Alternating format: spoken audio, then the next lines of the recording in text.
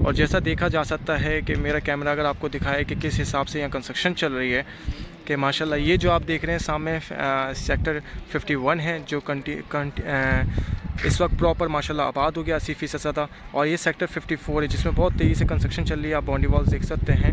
और इसके साथ साथ अगर मैं आपको एक ग्रे स्ट्रक्चर दिखाऊँ जो कि इस वक्त 80 स्क्वायर यार्ड पे बना हुआ है, और ये अभी आबादी इसके माशाल्लाह कंस्ट्रक्शन चल रही है, ये प्रॉपर इसको बनाया जा रहा है।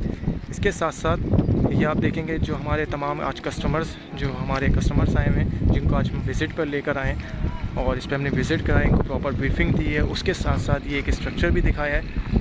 ये प्रॉपर जो सामने आप देख रहे हैं, ये सामने जो कंस्ट्रक्शन हुई है, बिल्डिंग आपको नज़र आ रही होगी, ये 54 शुरू हो रहा है जो कंटिन्यूस 54 शुरू होता हुआ आ रहा है, और ये इस बाउंड्री वॉल पे आके 54 एंड हो रहा है। फिर उसके बाद से 53 स्टार्ट हो जाता है जो सीधा नॉर्दर्न को टच होता है।